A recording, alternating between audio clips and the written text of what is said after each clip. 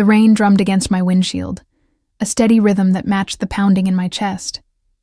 My fingers clutched the steering wheel until my knuckles turned white, the cheap wedding ring on my left hand catching the dim glow from the dashboard. I was exhausted, bone deep, soul-crushing exhausted. Mike hadn't come home again last night, and his excuses were wearing thin as the threads of our 3-year marriage. "Mommy, are we there yet?" Emma's sleepy voice drifted from the back seat, her reflection in the rearview mirror showing drooping eyelids fighting against sleep.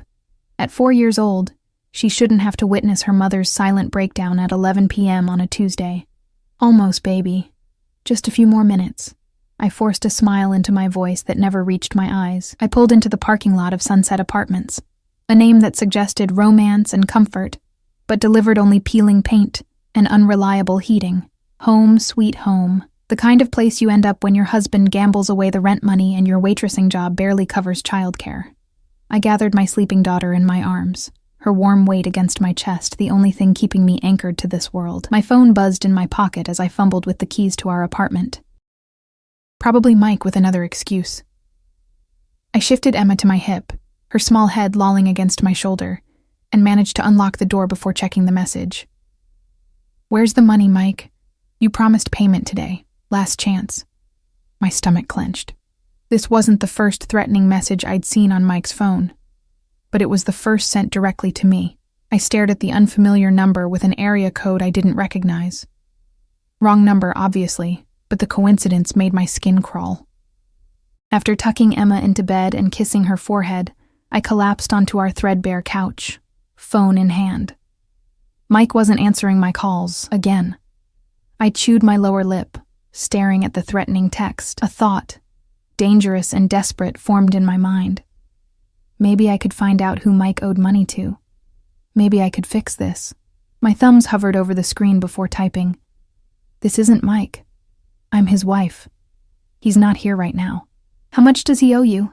I pressed send before I could reconsider, immediately regretting my impulsiveness. What was I thinking?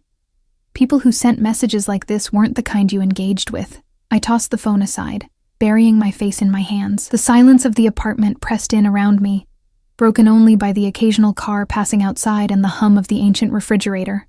3 minutes later, my phone buzzed. I snatched it up, heart racing. Interesting. $75,000. The number hit me like a physical blow. $75,000? Impossible. We didn't have that kind of money. We didn't know anyone with that kind of money. I typed back with trembling fingers. There must be some mistake. We don't have that kind of money. We can barely make rent. The response came quickly. No mistake. Your husband knows exactly what he did. I stared at those words, feeling the floor shift beneath me. What had Mike done? The gambling I knew about, but this suggested something far worse. Please, I typed, desperation overriding common sense. I have a daughter. We have nothing. Minutes passed with no response. I paced our small living room, gnawing at my thumbnail, a nervous habit from childhood. Outside, rain continued to fall, and somewhere a car alarm started wailing. At 12:17 a.m., the phone buzzed again. Address. Just one word. A command, not a request. I hesitated, every warning bell in my head clanging at full volume. Giving our address to whoever this was would be beyond stupid, but what choice did I have? If Mike owed these people money, they'd find us anyway. I sent our address, immediately switching off all the lights except a small lamp. I peered through the blinds at the empty parking lot below. What had I done? 23 minutes later, a black SUV with tinted windows pulled into the lot. Even in the dim glow of the streetlights, I could see it was expensive, the kind of vehicle that had no business in this neighborhood. The engine shut off, but nobody emerged. My phone buzzed. Come down. Alone. Fear shot through me, sharp and cold. I glanced at Emma's bedroom door. She was sleeping peacefully, unaware of the nightmare unfolding. I couldn't leave her alone, but I couldn't ignore this either. Whatever mess Mike had created was now at our doorstep. I called Mrs. Patel next door, the only neighbor I trusted. Despite the hour, she answered and agreed to listen for Emma through our thin, shared wall. I changed quickly into jeans and a sweater, ran a brush through my tangled hair, and applied lip balm to my chapped lips. A pointless attempt at dignity. The elevator was broken again, so I took the stairs, my heart thundering with each step down 4 flights. The lobby was empty and dimly lit. Through the glass doors, I could see the black SUV waiting, engine off, windows revealing nothing. I pushed through the doors, the cold night air raising goosebumps on my arms. For a long moment, I stood there, rain soaking through my thin sweater. Then the back door of the SUV opened. I approached slowly, like a deer sensing a predator. As I reached the vehicle, I caught a glimpse of the interior. Leather seats. A man in a dark suit sitting in the shadows. Not his face, just his hands. Strong, with an expensive watch gleaming on his wrist and a signet ring on his pinky finger. "Get in." The voice was deep, accented slightly. Italian maybe, or Mediterranean of some kind. It wasn't loud, but it carried authority that made my spine straighten. "I'm not going anywhere," I said, surprised by the steadiness in my voice. "We can talk here." A soft chuckle from the shadows. Brave. Foolish, but brave.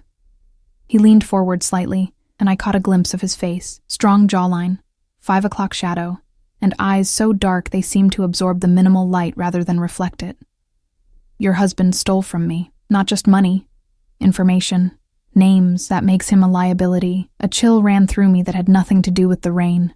"I don't know anything about that. We're separated. He doesn't live here anymore." The lie came easily.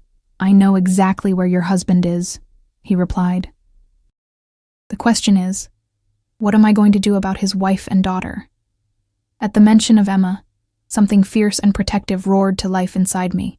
"Leave my daughter out of this." He studied me for a moment, and I felt exposed, as if he could see every fear, every weakness, every sleepless night. "What's your name?" "Olivia," I answered, not seeing any reason to lie.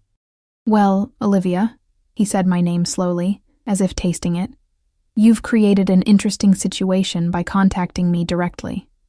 Now we need to discuss how we move forward." "There's nothing to discuss. I can't give you what I don't have." "Get in the car, Olivia. It's raining and this conversation requires privacy." When I hesitated, he added, "If I wanted to harm you, we wouldn't be having this conversation." Logic told me to run, to grab Emma and flee. But to where? With what money? If this man knew where we lived, he could find us anywhere, and something in his voice, controlled, measured, told me he wasn't lying. If he'd wanted to hurt us, he would have already. I slid into the back seat, leaving the door open, my only concession to self-preservation. The interior smelled of expensive leather and a subtle cologne that was oddly comforting. The man beside me was older than I'd initially thought, maybe early 40s, with salt and pepper at his temples. His suit probably cost more than 6 months of my rent. "My name is Aleandro Russo," he said, watching my face carefully. "Your husband worked for one of my businesses. He had access to sensitive information, which he sold to competitors. The money is secondary to the breach of trust." "I don't believe you," I said automatically, but even as the words left my mouth, I knew they were a lie. Mike had always been secretive about his work, claiming he did consulting, but never explaining what that entailed. The gambling, the late nights, the unexplained cash that sometimes appeared and quickly disappeared. It all suddenly made terrible sense. "You do believe me," Aleandro said quietly. "I can see it in your eyes. You've suspected for some time that your husband isn't the man you thought you married." Tears stung my eyes, and I blinked them back furiously. "What do you want from me?" "Information. Where is he hiding? Who has he contacted? What has he told you?" "Nothing," I said truthfully. "He tells me nothing. He comes home late, if at all. I stopped, not wanting to air my marital problems to this stranger. "I can't help you." Aleandro studied me in silence, his gaze moving over my face, down to my trembling hands, and back up. "You have a child to protect. I respect that. Here's what's going to happen. You'll come work for me." "What?" I stared at him in disbelief. "Your husband disappeared with my property. You'll help me recover it by working at my restaurant. You'll have access to people who might contact him, and you'll report anything you learn directly to me." You want me to be your spy? I couldn't keep the incredulity from my voice. I want you to pay your husband's debt in a way that doesn't involve more traditional methods. His voice remained calm, but the implied threat was clear. And if I refuse? Aleandro leaned back, his face once again in shadow. You won't. The certainty in his voice sent a shiver down my spine. He was right. I wouldn't refuse. Not when Emma's safety was at stake. When do I start? I asked, resignation coloring my tone. Tomorrow evening, 7 o'clock. The address will be sent to your phone. He reached out and handed me a business card with just a phone number embossed in silver. If your husband contacts you, you call this number immediately. I took the card, our fingers brushing momentarily. His hand was warm despite the cool air. How do you know I won't just take my daughter and run? Aleandro smiled then, a genuine smile that transformed his severe features and reached his eyes. It was more terrifying than his threats. Because you're smart, Olivia, and because I'll know if you try. As if on cue, the driver's door opened, and a mountain of a man stepped out, circled the car, and opened my door wider. A clear dismissal. One more thing, Aleandro said as I moved to leave. Don't attempt to contact the police. It would be unfortunate for everyone involved. I nodded, not trusting myself to speak. As I stepped out of the car, he called after me. Your daughter. What's her name? I froze, torn between protecting Emma by keeping her name secret and fearing what refusing to answer might provoke. Emma, I said finally. Her name is Emma. A beautiful name. Aleandro replied. Make sure she's taken care of tomorrow night. A babysitter I can verify. I'll have someone pick you up. Before I could respond, the door closed and the SUV pulled away, leaving me standing in the rain, clutching a business card and wondering if I'd just made a deal with the devil himself.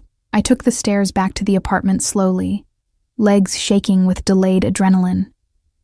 Mrs. Patel was waiting outside my door, concern etched into her kind face. Everything okay, dear? She asked, eyeing my rain-soaked clothes. Yes, I lied, forcing a smile. Just a misunderstanding with a friend. Thank you for listening for Emma. After she left, I checked on my daughter, still sleeping peacefully, curls splayed across her pillow. I sank to the floor beside her bed, silent tears streaming down my face. What had Mike gotten us into, and what was I going to do now? My phone buzzed with a text message from the same unknown number. 7 p.m. tomorrow. Car will arrive at 6:30. Wear black. I rested my head against the wall, listening to my daughter's steady breathing and the continued pattering of rain against the windows. In the span of a single hour, my life had changed irrevocably. I was now entangled with a dangerous man who clearly ran in circles I couldn't begin to comprehend. A man who, despite his politeness, had threatened my family. A man whose dark eyes had seen right through me. And tomorrow, I would begin working for him. Morning came too quickly, sunlight streaming through the thin curtains and illuminating the living room where I'd eventually collapsed on the couch. I hadn't slept more than an hour or two, my mind racing with questions and fears. What kind of restaurant would a man like Aleandro Russo own? What exactly would my job entail? And most importantly, where was Mike, and what had he done? Emma's cheerful voice calling, "Mommy," pulled me from my thoughts. I plastered on a smile and went through our morning routine. Breakfast, getting her dressed for preschool, packing her lunch, all while feeling like I was moving underwater. "Are you sick?" Emma asked, her small hand reaching up to touch my cheek. "Your eyes look funny." "Just tired, sweetie," I assured her, kneeling to zip up her jacket. Mommy didn't sleep well. After dropping Emma off, I called in sick to the diner where I worked. Losing a day's wages would hurt, but I needed time to prepare for whatever awaited me that evening. I spent the morning calling every contact in my phone who might have heard from Mike. No one had seen him in days. By afternoon, panic had settled into a dull, persistent ache in my chest. I arranged for Mrs. Patel to watch Emma, simply telling her I'd been offered an evening shift at a new restaurant. Then I stood before my closet, staring at my limited wardrobe. "Wear black," the text had said. I pulled out my only black dress, a simple sheath I'd worn to a funeral last year, and a pair of scuffed black heels. At 6:29 p.m. my phone buzzed. Car outside. I checked my appearance one last time in the bathroom mirror. I'd applied makeup with a careful hand. Enough to look professional, but not enough to suggest I was trying too hard. My auburn hair was pulled back in a neat bun, and small silver earrings were my only adornment. The woman in the mirror looked composed, but her eyes betrayed her fear. "Be good for Mrs. Patel," I told Emma, kissing the top of her head. "Mommy will be back late, so I'll see you in the morning." "Bring me a surprise?" she asked hopefully. I forced a smile. "We'll see." The black SUV from last night was idling at the curb, though Aleandro wasn't inside. Instead, the driver, the same mountain of a man, nodded curtly as I slid into the back seat. "Where are we going?" I asked as we pulled away. "Little Italy," he replied, his deep voice startling after his previous silence. "The Crimson." I'd heard of the Crimson, of course. It was one of those exclusive restaurants you read about in magazines. Impossible to get reservations, frequented by celebrities and the city's elite. What I hadn't known was that Alessandro Russo owned it. The drive took 30 minutes, carrying us from my neighborhood of discount stores and pawn shops to the glittering heart of downtown. When we arrived, the driver bypassed the main entrance and took me through a side door that led directly to an office. Alessandro was waiting, dressed in a perfectly tailored black suit that made mine look like the bargain rack special it was. He looked up from his desk, his dark eyes assessing me with that same penetrating gaze that had unsettled me the night before. "Olivia," he said, rising to his feet with fluid grace, "you look appropriate." Not a compliment, just an observation. I bit back a sarcastic reply. "Your role is simple," Alessandro continued, circling his desk to stand before me. "You'll work as a hostess, greet guests, take coats, escort them to tables. The real purpose, however, is to observe and report. My restaurant attracts a particular clientele. Some of them may have had dealings with your husband. And if I see someone who knows Mike," I asked, "you say nothing to them. You tell me. That's all." His tone left no room for questions. "Marco will show you the dining room and introduce you to Sophia, the head hostess. You'll follow her instructions." The mountain man, Marco, appeared at the door, and I realized Alessandro was dismissing me. As I turned to leave, his voice stopped me. "Olivia." I looked back, meeting his gaze. "Don't disappoint me." Those 4 words carried more weight than any threat could have. The restaurant was stunning, all crimson velvet and dark wood, with crystal chandeliers casting a warm glow over the intimate space.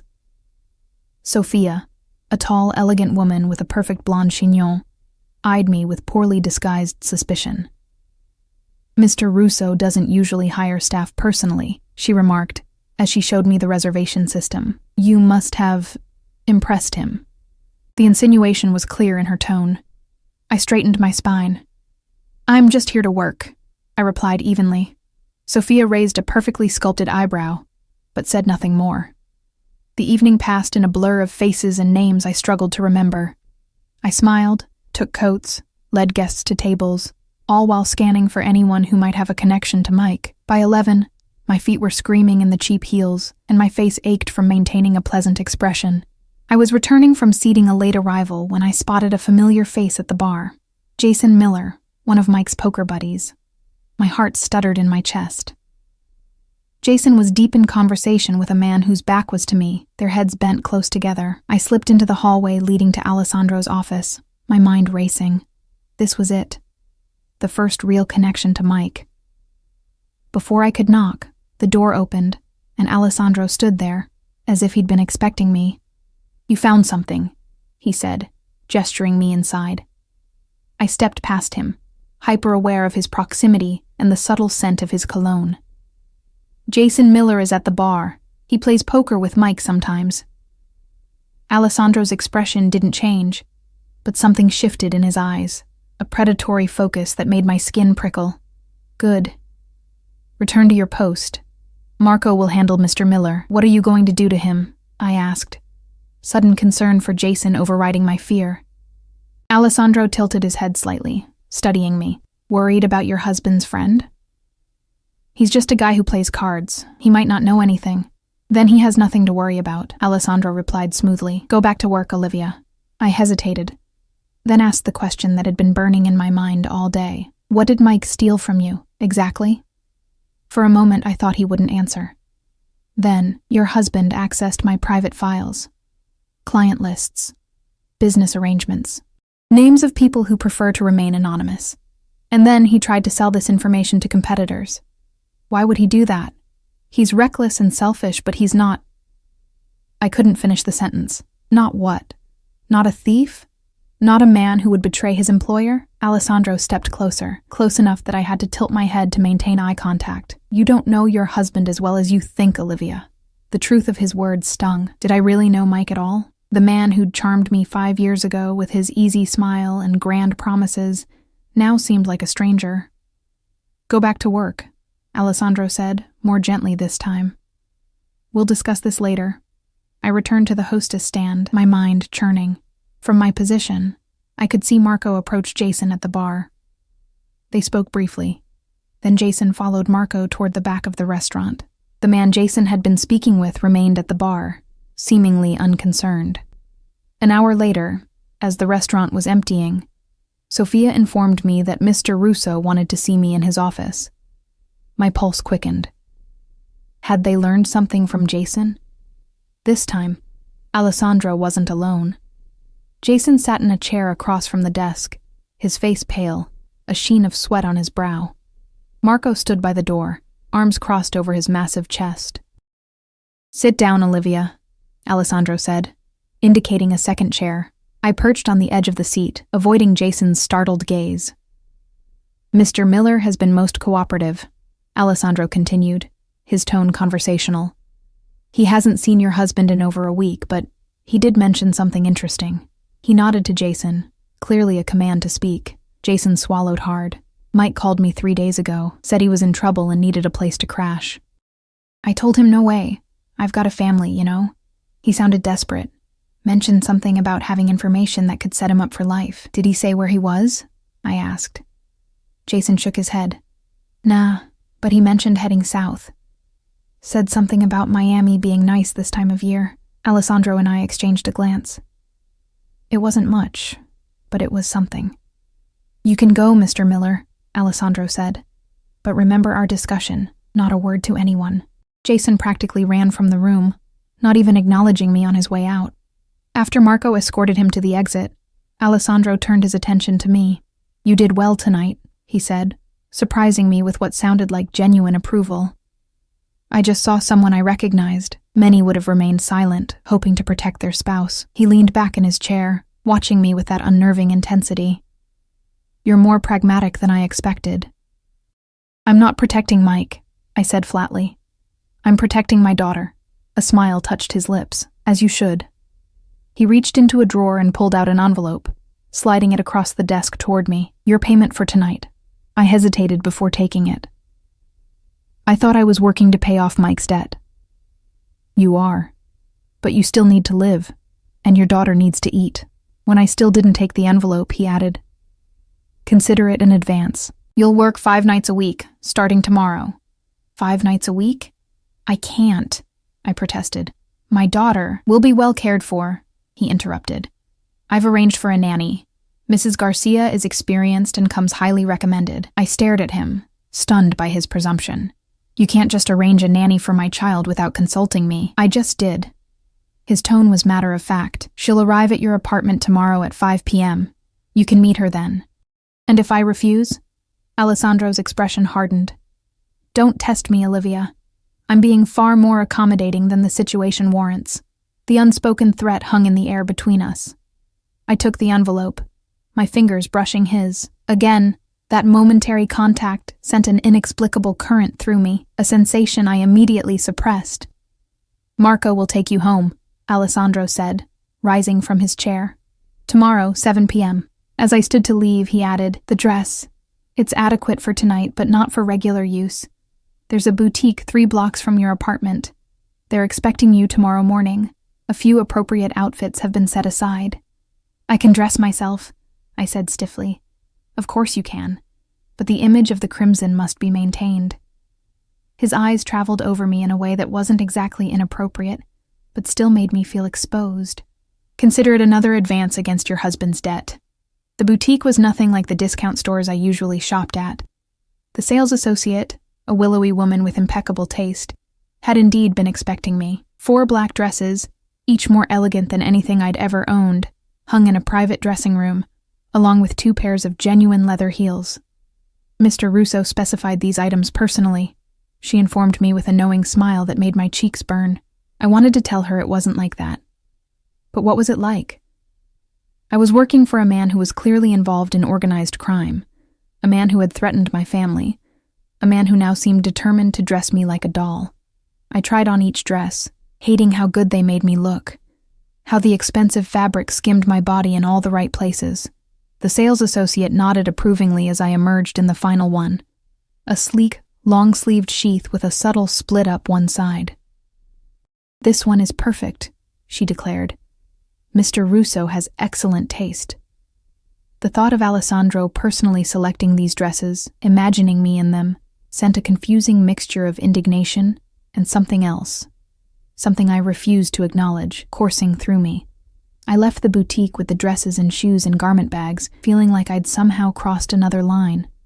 Mrs. Garcia arrived precisely at 5 p.m., a plump, grandmotherly woman with kind eyes and a no-nonsense attitude. To my surprise, Emma took to her immediately, especially when Mrs. Garcia produced a small stuffed bear from her bag. "Mr. Russo said you have a little girl who might need a friend," she explained, her accent thick but her English clear. I watched them together for half an hour before reluctantly admitting that Aleandro had, once again, made arrangements that were difficult to refuse.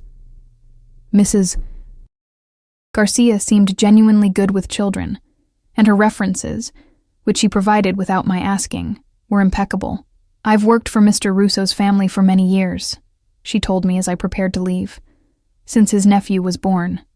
You can trust me with your little one." I wondered what kind of man inspired such loyalty, such confidence.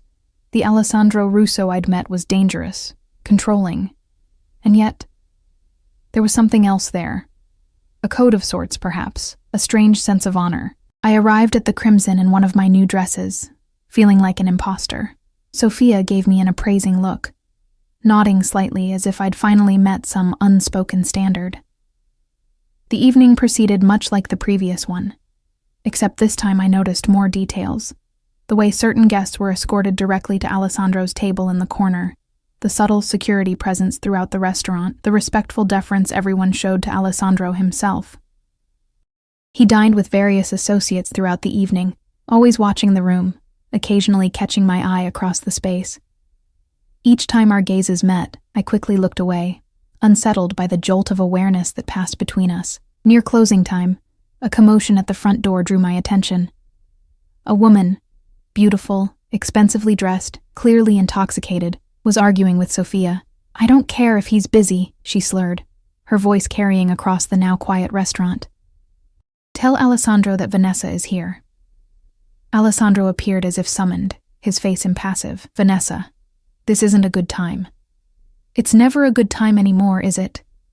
The woman, Vanessa, said bitterly. Her gaze swept the restaurant and landed on me. "Is she the reason? Another of your charity cases?" I froze, mortified to be the center of attention. Aleandro's jaw tightened almost imperceptibly.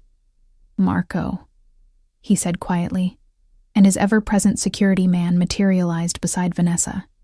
"Come, Miss Vanessa," Marco said, gently but firmly taking her arm.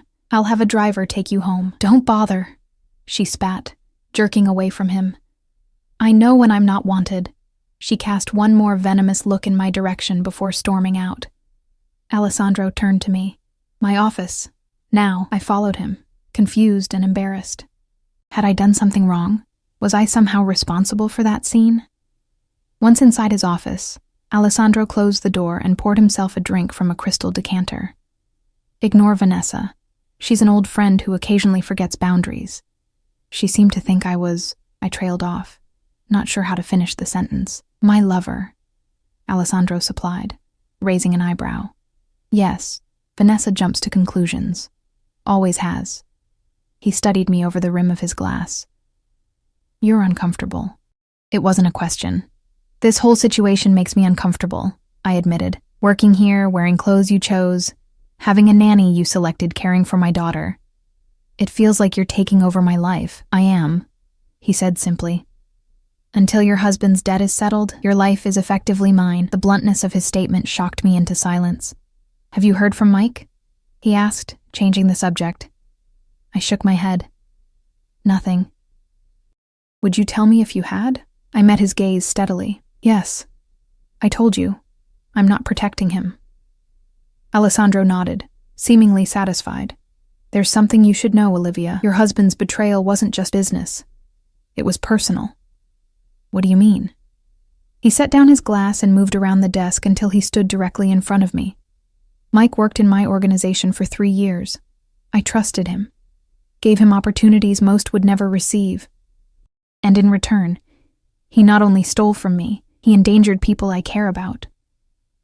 I don't understand. The information he took included details about my family, my sister, my nephew. Alessandro's voice remained calm, but I could see the controlled anger in his eyes. He put a 9-year-old boy at risk. Horror washed through me. Whatever I'd thought of Mike, his gambling, his lies, his unreliability, I'd never imagined him capable of something so despicable. I'm sorry. I had no idea. Meaning I know. His expression softened slightly. That's why you're here. Working. Instead of, he didn't finish the sentence. He didn't need to. An uncomfortable silence fell between us. I was suddenly acutely aware of his proximity. The subtle scent of his cologne, the intensity of his dark eyes. He was handsome in a dangerous way. The kind of handsome that warned rather than welcomed. You should go home, he said finally. Marco will drive you. I nodded, relieved and strangely disappointed at the dismissal. What about tomorrow? Same time. We'll continue this arrangement until we find your husband. He stepped back, creating distance between us. Good night, Olivia. Days turned into weeks. I settled into a routine that gradually began to feel almost normal. Work at the Crimson 5 nights a week, mornings and afternoons with Emma. Mrs. Garcia became a steady presence in our lives, her warmth and reliability a comfort I hadn't realized I needed. Aleandro and I developed a strange sort of working relationship. Each night, I would report anything unusual I'd noticed, and occasionally he would share small pieces of information about the search for Mike. They'd traced him to Florida, but lost his trail in Miami. They'd frozen accounts he'd tried to access. They were closing in, Aleandro assured me, but I wasn't sure if that was meant to comfort or frighten me. I learned more about Aleandro too, mostly from the staff who had worked for him for years. He had come to America as a teenager, built his business empire from nothing. The restaurant was only one of many enterprises.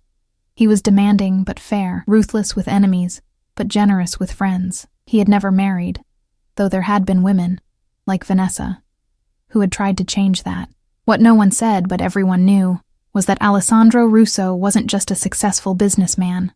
The whispers, the deference, the fear, it all painted a clear picture of a man deeply connected to organized crime.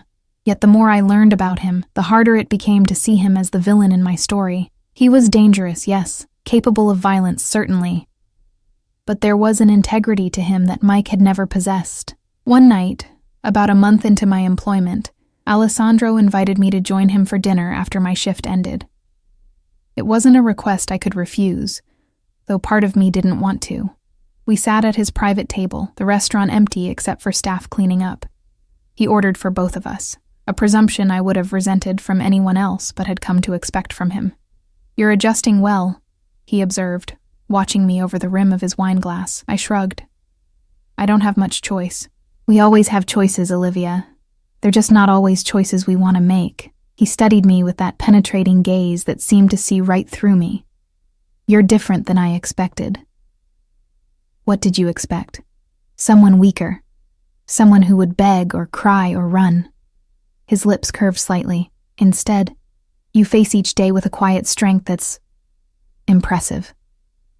The compliment, unexpected and seemingly sincere, warmed me more than it should have. I do what I have to for Emma, your daughter. Yes, he nodded. How is she? Good, she likes Mrs. Garcia. I hesitated, then added, "She asks about her father sometimes." Alessandro's expression darkened. "What do you tell her?" "That he's away for work. She's 4. She doesn't need the complicated truth." I took a sip of the wine, rich and velvety, probably costing more than I used to make in a day.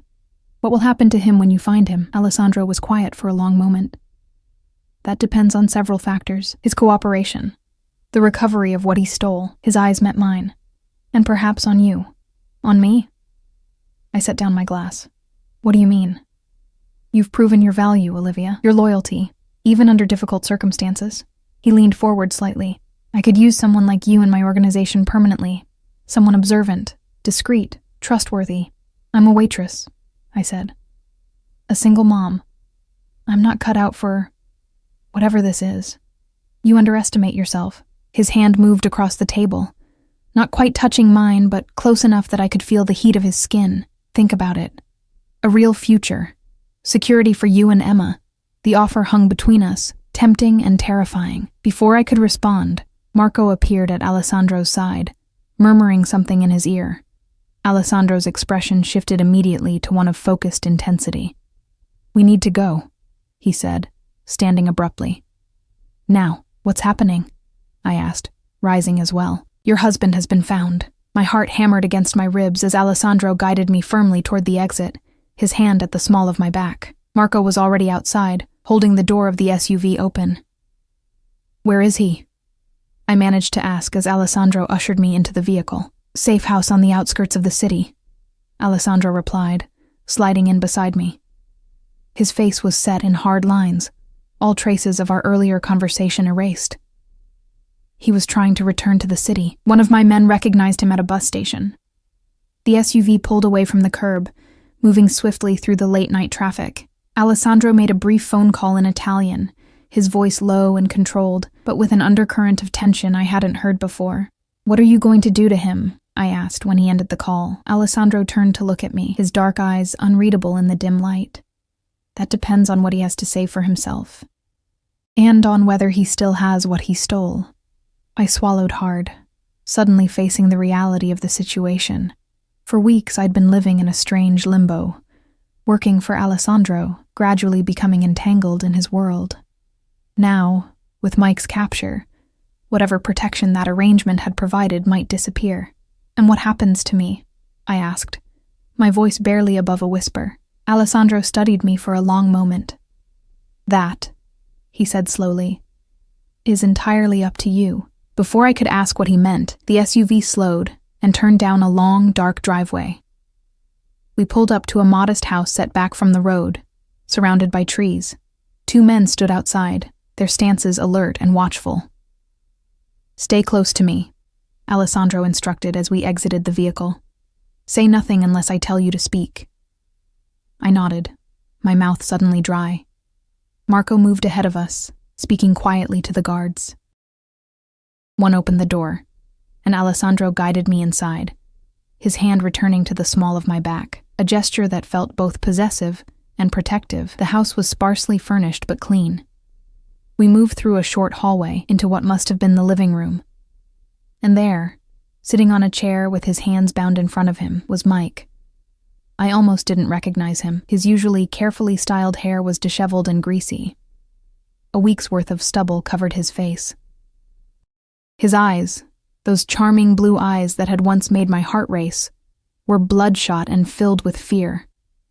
When he saw me, they widened in shock. "Liv?" His voice cracked. "What the hell are you doing here?" Before I could respond, Alessandro stepped forward. "Your wife has been working to pay off your debt, Michael. Something you failed to do."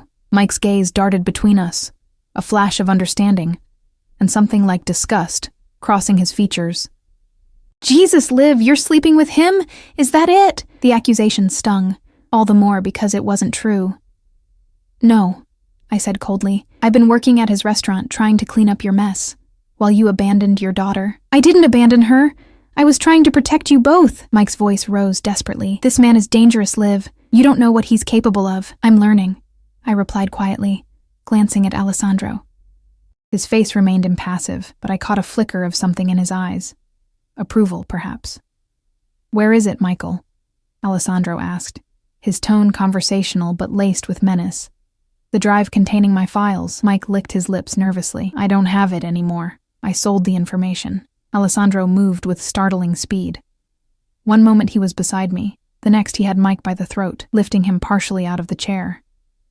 "To whom?" he demanded, his voice deadly quiet. "Donovan," Mike choked out. "James Donovan. He paid me $20,000, that's all." Aleandro released him, and Mike collapsed back into the chair, coughing and gasping for air. "Donovan," Aleandro repeated, as if testing the name. He turned to Marco. "Find him."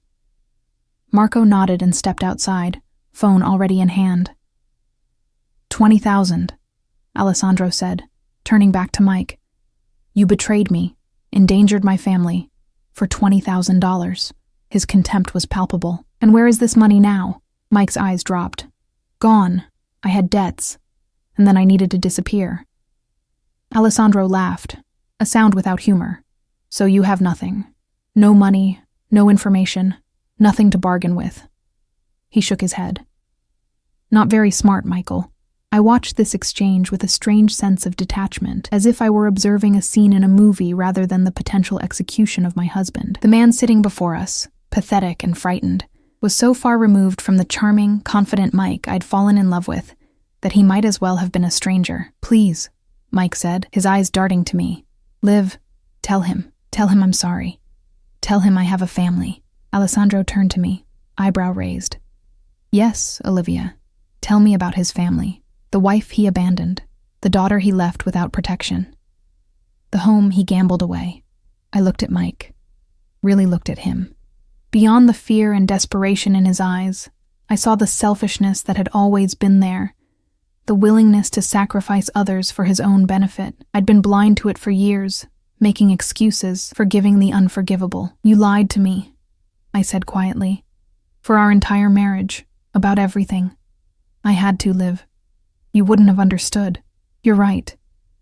I wouldn't have understood working for a criminal organization. I wouldn't have understood stealing information that put a child at risk. I wouldn't have understood abandoning your own daughter." My voice grew stronger with each word. "But that's on you, Mike, not me." Mike's face crumpled. "So that's it? You're choosing him over me, your own husband?" "I'm choosing myself," I replied. "And Emma?" Aleandro placed a hand on my shoulder. "I think it's time you wait outside, Olivia. Marco will stay with you." Fear flashed across Mike's face. "No, wait. Liv, don't leave. He's going to kill me." I hesitated, looking up at Aleandro. His expression gave nothing away, but his eyes met mine with unexpected gentleness. "I won't lie to you," he said quietly. "There will be consequences for his actions. But I give you my word. He will have the opportunity to make things right." I believed him, though perhaps I shouldn't have. I nodded once and turned to go. As Marco led me outside, Mike's pleading voice followed me, cutting off only when the door closed behind us. The night air was cool against my skin. I wrapped my arms around myself, trembling not from cold, but from the gravity of what was happening inside that house. "He won't kill him," Marco said unexpectedly, his deep voice breaking the silence. When I looked at him in surprise, he shrugged. "Not if there's another way. The boss is not unnecessarily cruel." I wasn't sure if that was meant to comfort me, but strangely, it did.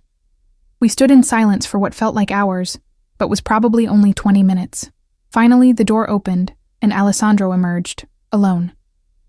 "It's done," he said simply. "Is he—" I couldn't finish the question. "Alive?" "Yes." Aleandro adjusted his cuffs, a gesture so normal it seemed out of place in the circumstances. "He's agreed to help recover the information from Donovan. If he succeeds, his debt will be considered paid." Relief washed through me, not because I cared what happened to Mike, I realized with a jolt, but because I was glad Aleandro hadn't killed him. Glad he hadn't crossed that line, at least not tonight. "And if he fails?" I asked. Aleandro's eyes met mine. "Then his debt remains, but it will no longer be your burden to bear." The drive back to the city was silent. I stared out the window, watching the darkened landscape slip by, my mind spinning with everything that had happened. Aleandro sat beside me, close enough that our shoulders occasionally brushed when the car turned. Each contact sent a current through me that I could no longer deny. When we reached my apartment building, Aleandro surprised me by exiting the car with me. "I'll see you to your door," he said, in a tone that brooked no argument. We rode the elevator in silence. The hallway to my apartment had never seemed so long. At my door, I fumbled with my keys, suddenly nervous. "Thank you," I said, turning to face him, "for not killing him." Alessandro's lips curved slightly. "Is that what you think happened tonight, that I spared his life for you, didn't you?" He moved closer, his proximity making my pulse quicken. "Your husband will live or die by his own actions, Olivia. That was always the case. Then why am I here? Why involve me at all? Initially, because you contacted me, because you were a way to find him." His voice dropped lower. "But now you're here because I want you to be." The admission hung between us, charged and dangerous. I should have been afraid. I should have opened my door and fled inside. Instead, I stood my ground, meeting his gaze. "What does that mean, Aleandro?" He reached out slowly, giving me time to step away. When I didn't, his hand cupped my cheek, his touch unexpectedly gentle. "It means I see you, Olivia, your strength, your loyalty, misplaced as it was with your husband, your fierce protection of your daughter." His thumb traced my cheekbone, and I found myself leaning into his touch. "These are qualities I value, qualities I admire. I'm still married," I whispered, though in my heart, my marriage had ended long before tonight. "A technicality that can be addressed," Aleandro replied. His hand dropped away, and I immediately missed his touch. "But not tonight. Tonight you should rest. Be with your daughter. Tomorrow, we'll talk about your future." He stepped back, creating space between us. "Good night, Olivia." I watched him walk away, my emotions a confusing tangle of relief, uncertainty, and something else. Something that felt dangerously like desire. Only when he disappeared into the elevator did I finally enter my apartment. Mrs. Garcia had fallen asleep on the couch, a book open on her lap. She woke as I closed the door, quickly gathering her things and assuring me that Emma had been a perfect angel. I thanked her and saw her out, then went to check on my sleeping daughter. Emma lay curled around her stuffed bear, her face peaceful in sleep. I brushed a strand of hair from her forehead, overwhelmed by love for her. Whatever happened next, whatever decisions I made, they would be for her. To give her safety, stability, the life she deserved. I changed out of my dress and into comfortable pajamas, removing all traces of the crimson. But as I lay in bed, staring at the ceiling, I couldn't remove the memory of Aleandro's touch, the intensity of his gaze, the promise of tomorrow's conversation. My phone buzzed on the nightstand. A text from an unknown number. "Sleep well, Olivia. Your husband is cooperating. Tomorrow, we begin a new chapter." I closed my eyes, letting exhaustion finally claim me. But not before acknowledging a truth I'd been fighting for weeks. My life had become irrevocably entangled with Aleandro Russo's, and part of me didn't want to escape. 3 days passed with no word from Aleandro. The Crimson was unexpectedly closed for renovations, according to the sign on the door. Mrs. Garcia still arrived each evening, explaining that Mr. Russo had instructed her to continue caring for Emma regardless of whether I was working. I spent those days in a state of anxious anticipation, jumping every time my phone buzzed, checking the window whenever a car slowed outside our building. I told myself I was worried about Mike, about the resolution of his debt. But the truth, which I finally admitted in the dark hours of the third night, was that I missed Aleandro, missed his presence, his intensity, the way he made me feel seen in a way no one, certainly not Mike, ever had. On the morning of the 4th day, my phone rang with an unknown number. "Olivia." Aleandro's voice, deep and familiar, sent a jolt through me. "Are you well?" "Yes," I replied, trying to keep my voice steady. "What's happening? Is Mike—" "The situation is being handled," he interrupted. "I need you to pack a bag for yourself and Emma. Enough for a few days. Be ready in 1 hour." My pulse quickened. "Why? What's wrong?" Nothing is wrong, he assured me. But Donovan has become aware of our interest in recovering the information. It's safer if you and Emma are not at your apartment for a while. The implication was clear. We might be in danger. I thought of my daughter, innocent and vulnerable, and felt a surge of protective fear. Where are we going? I asked. Somewhere safe. 1 hour, Olivia. He ended the call before I could ask more questions. I moved quickly, packing essentials for Emma and myself, my mind racing with possibilities. Part of me wondered if this was a trap, if Aleandro had decided we were liabilities after all. But a stronger instinct told me to trust him. Whatever else he might be, Alessandro Russo had been honest with me from the beginning. Exactly 1 hour later, a black SUV pulled up outside. It wasn't Marco driving this time, but a younger man who introduced himself as Paolo. The drive took us out of the city, through increasingly affluent neighborhoods, until we turned through an ornate iron gate set in a high stone wall. Beyond stretched manicured grounds leading to a large Mediterranean-style mansion. Is this... I began, unable to finish the question. Paolo nodded. Mr. Russo's home. He's waiting for you inside. Emma, excited by the adventure, tugged at my hand as we approached the imposing front door. It opened before we reached it, revealing a slim, elegant woman in her 50s. You must be Olivia, she said, her accent similar to Alessandro's but softer. And this beautiful girl is Emma. I'm Maria, Alessandro's housekeeper. Come, he's in his study. We followed her through a grand foyer into a home that managed to be both luxurious and tasteful. Nothing ostentatious, just quality everywhere you looked. Maria led us to a heavy wooden door, knocked once, then ushered us inside. Alessandro stood at a large window overlooking the grounds, his back to us. He turned as we entered, and I was struck again by his commanding presence. He'd rolled the sleeves of his crisp white shirt to his elbows, revealing strong forearms dusted with dark hair. His expression softened when he saw Emma half hiding behind my legs. Thank you for coming, he said, approaching us slowly. He crouched down to Emma's level, his movements careful, non-threatening. You must be Emma. I've heard so much about you. My daughter, usually shy with strangers, especially men, surprised me by stepping forward. Are you my mommy's boss? She asked bluntly. A smile touched Alessandro's lips. Something like that. I'm Aleandro. Emma considered this. That's a long name. Yes, it is. My friends call me Alex. Can I call you Alex? His smile widened. I would be honored. He straightened, addressing me now. Maria will show you to your rooms. You'll be staying in the East Wing, complete privacy, but with security nearby at all times. How long will we be here? I asked. Until it's safe to return, he replied simply. We should know more tonight. Donovan has agreed to a meeting. And Mike? Alessandro's expression hardened slightly. Is fulfilling his part of our arrangement. Don't worry about your husband, Olivia. Focus on keeping yourself and Emma comfortable. Maria led us to a beautiful suite of rooms.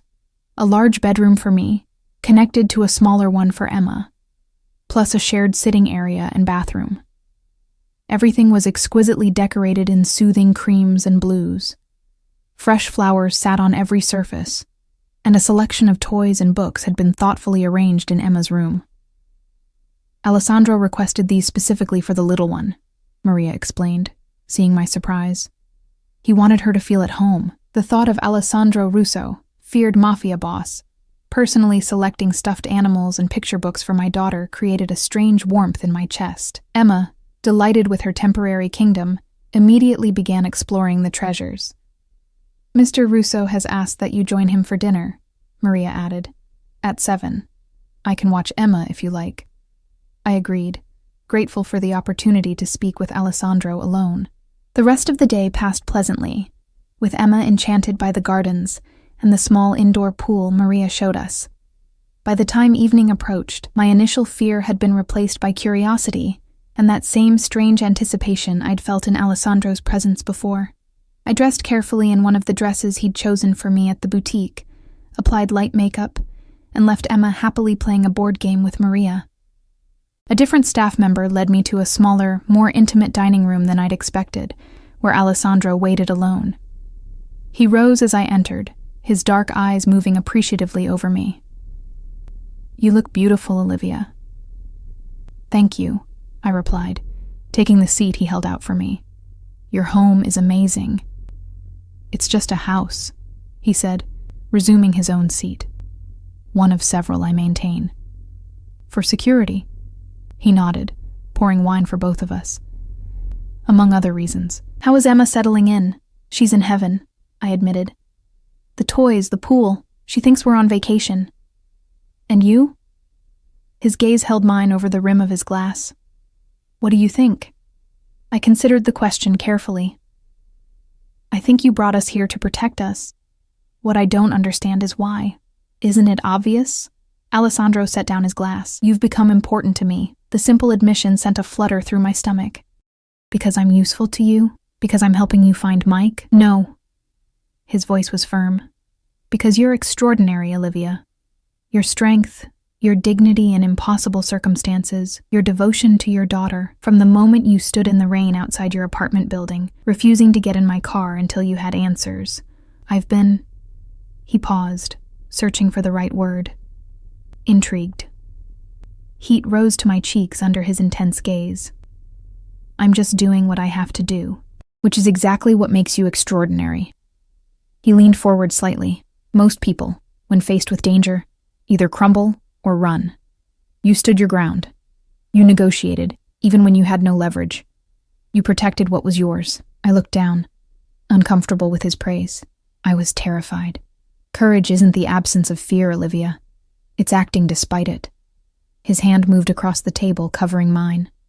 Unlike before, this time he didn't hesitate to touch me. "And now I find myself in the unexpected position of wanting to protect what's yours, because I've begun to think of it as mine as well." My heart raced at his words, at the possessive curl of his fingers around mine. "We don't belong to you, Aleandro." "Don't you?" His thumb traced circles on my palm. "You've been in my world for over a month now. You've seen who I am, what I do. And yet you're here, sitting across from me, looking at me not with fear but with something else entirely." He was right. What I felt when I looked at him wasn't fear. It was attraction, fascination, a dangerous pull toward something I knew should frighten me but didn't. "What happens when this is over?" I asked, my voice barely above a whisper. "When you get back what Mike stole, do Emma and I just go back to our lives?" Aleandro's eyes darkened. "Is that what you want?" "I don't know what I want anymore," I admitted. "Except that I want Emma to be safe, to have stability." "And what about you, Olivia? What do you want for yourself?" The question caught me off guard. For so long, my wants and needs had been secondary to survival, to Emma's well-being. What did I want? Security, yes, but also more. Connection, passion. Someone who saw me as Aleandro did. Before I could answer, a knock at the door interrupted us. Marco entered, his expression grave. "It's time, boss. The meeting with Donovan is set." Aleandro released my hand reluctantly. "I have to go. We'll continue this conversation when I return." He stood, adjusting his suit jacket. "You and Emma will stay here tonight. I've doubled security on the property. No one gets in or out without my authorization." Fear gripped me suddenly. "Is it dangerous, this meeting?" A ghost of a smile touched his lips. "Most things worth doing involve some element of risk." He moved around the table to stand before me, then bent down, and, to my surprise, pressed a gentle kiss to my forehead. "Wait for me, Olivia." I watched him leave with Marco, an inexplicable dread settling in my stomach. Whatever was happening tonight would determine all our fates, Mike's, Aleandro's, mine, and Emma's. I barely slept that night, checking my phone obsessively for messages, listening for sounds of Aleandro's return. Emma, blissfully unaware, slept peacefully in her adjoining room, surrounded by new toys. I envied her innocence, her ability to trust that tomorrow would be better than today. Dawn broke with no word from Aleandro. Maria brought breakfast, her tight smile telling me she was as concerned as I was. By mid-morning, my anxiety had reached fever pitch. Then, finally, the sound of cars on the driveway. I rushed to the window to see 2 black SUVs pulling up to the house. Maria appeared at my door. "Mr. Russo has returned. He's asking for you in his study." I followed her quickly, heart pounding. When she opened the study door, I braced myself for the worst. But Aleandro stood alone by his desk, looking tired but unharmed. Relief flooded through me, so intense I nearly stumbled. "It's done," he said simply. "The information, you got it back?" He nodded. Donovan was persuaded to return what wasn't his. I didn't ask how that persuasion had taken place. Some details were better left unknown. "And Mike?" Alessandro's expression revealed nothing. "Your husband fulfilled his part of our agreement. He's no longer in my debt." "Is he alive?" I held my breath, not sure which answer I wanted to hear. "Yes," Alessandro said after a moment. "He's been given money and a plane ticket to the West Coast, with the strong suggestion that he not return. The divorce papers have been drawn up. All he needs to do is sign them." My mouth fell open in shock. "Divorce papers? But I never—" "I took the liberty," Alessandro interrupted smoothly. "It seemed the logical next step, given the circumstances. Of course, if you wish to remain married to a man who betrayed and abandoned you, who put his daughter in danger—" "No," I said quickly. "I don't, but this is all happening so fast." Alessandro moved toward me, stopping when only inches separated us. "Life changes in an instant, Olivia. One moment, you're a waitress struggling to make ends meet. The next, you're texting a man like me." His hand came up to cup my cheek. One wrong number that turned out to be exactly right. I leaned into his touch, no longer fighting the attraction between us. "What happens now?" "That depends on you."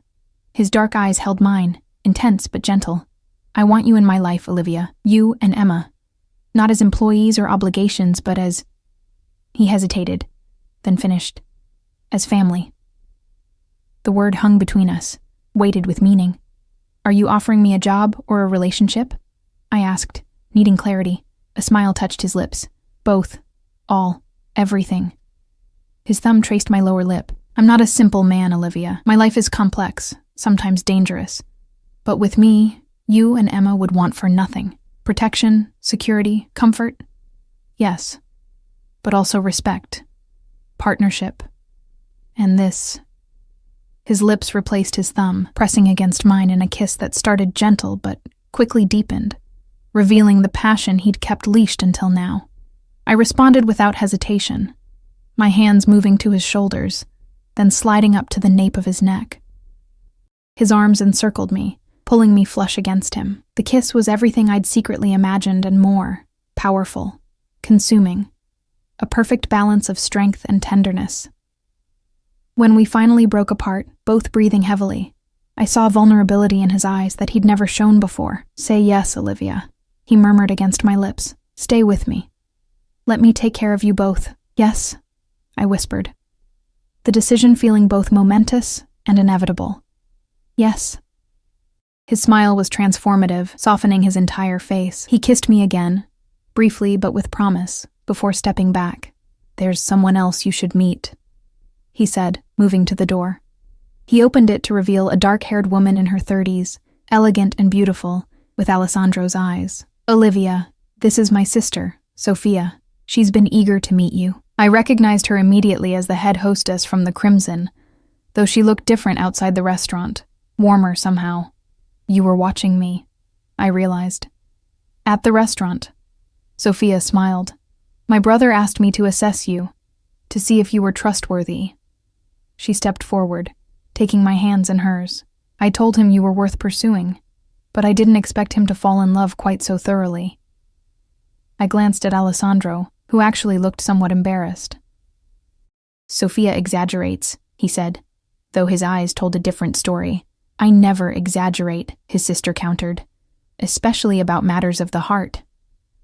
She squeezed my hands. "Welcome to the family, Olivia. I look forward to meeting your daughter." After she left, Alessandro drew me back into his arms. "My sister approves," he murmured. "That's rare." "I'm still trying to process everything," I admitted. "A month ago, you were threatening me. Now I'm offering you the world," he finished. "On one condition." "What's that?" "No more texting other men," he said with mock seriousness. accidentally or otherwise. I laughed, the sound foreign to my ears after weeks of tension and fear. I think I can manage that. 6 months later, Emma and I were fully settled in Aleandro's home. Our home. The divorce from Mike had been finalized quickly, with him signing away all parental rights in exchange for a generous settlement that Aleandro insisted on providing to ensure he stays far away. Emma had adapted with the resilience of childhood, calling Aleandro Alex, and delighting in his attention.